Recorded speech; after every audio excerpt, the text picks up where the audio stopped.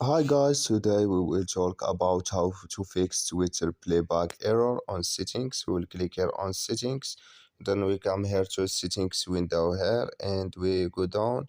We will click here on apps, then we come here to apps window and we will go down here to looking for Twitter app.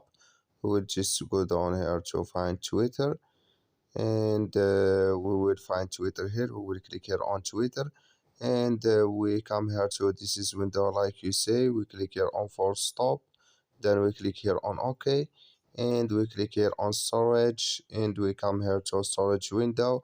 We will click here on clear cache, then we will click here on clear data, and you just turn off your phone and turn on it and it's going to work with you.